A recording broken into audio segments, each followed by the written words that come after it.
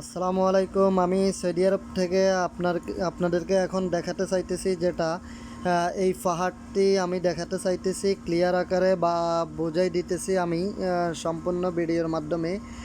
যেটা হচ্ছে আমাদের প্রিয় নবী হজরত মুহাম্মদ সাল্লাল্লাহু আলাইহি ওয়াসাল্লাম এখানে সর্বশেষে বিদায় হজের ভাষণ দিয়েছিল।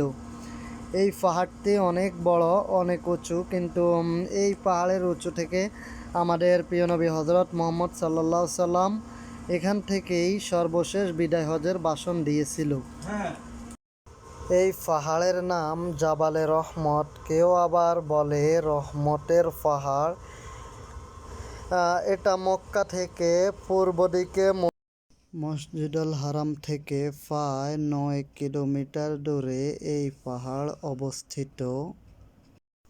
মানুষ পৃথিবীর যে কোনো প্রান্ত থেকে, যে কোনো দেশ থেকে আসুক, এখানে আসে আলহামদুলিল্লাহ। এমন সৌন্দর্যময় দৃশ্য, মন মাতানো দৃশ্য, আলহামদুলিল্লাহ আমি এখানে না আসলে কখনোই দেখতাম না। এই পাহাড়ের চতুর্দিকে দৈর্ঘ্য প্রস্থে 2 মাইল সমতল ভূমিকে আরাফাতের ময়দান বলা হয়।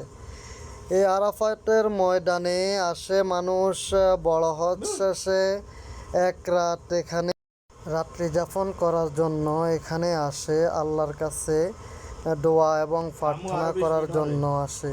তারা পার করে দেয়। এখানে আসতেই হয়, আরাফাতের ময়দানে এখানে আসতেই হয়।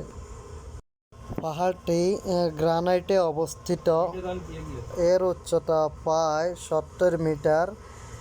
জিলহজের 9 তারিখ আরাফাতের দিন হাজিরা আরাফাতে অবস্থান করেন এবং আল্লাহর কাছে নিজের পাপের কারণে ক্ষমা চান। এখানে এসে আল্লাহ যেন সকলকে ক্ষমা করে, সবাই বলি আমিন। এবং এর ভিতরে আমি কিছু কথা বলতে চাই। সকলে আমার ভিডিওটি সাবস্ক্রাইব করবেন ও শেয়ার করতে ভুলবেন না। আমার প্রতিটা নিত্য নতুন ভিডিও পেতে আমার চ্যানেলটি সাবস্ক্রাইব করে রাখুন। কি দারুণ দেখতে, খুবই চমৎকার। আমরা আসছি 5 জন মিলে, এখানে খুবই চমৎকার দৃশ্য। আলহামদুলিল্লাহ, টাকা দিয়ে কি হবে, এমন সুন্দর দৃশ্য দেখার জন্য বা আল্লাহর সৃষ্টি দেখার জন্য অবশ্যই অবশ্যই ঘোরাঘুরি করা দরকার। অবশ্যই যে আমি এখানে না আসলে দেখতাম না আল্লাহর সৃষ্টি, এমন সৌন্দর্যময় দৃশ্য। কথায় আছে না, গোবরে পদ্ম ফুল ফোটে, তেমনি আমি সৌদি আরব শহরে এসে দেখলাম পাথরের বুকে ঘাস ফুটেছে।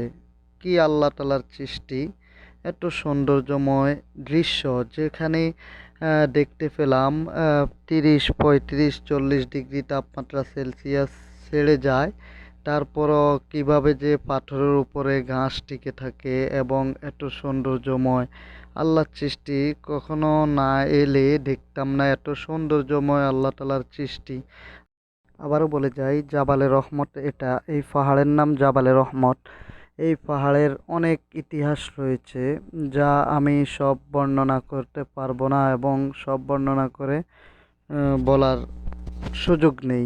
সম্ভব আশা করে ইনশাআল্লাহ। মন খারাপ থাকলেও ঘোরাঘুরি করলে মন ভালো হবে।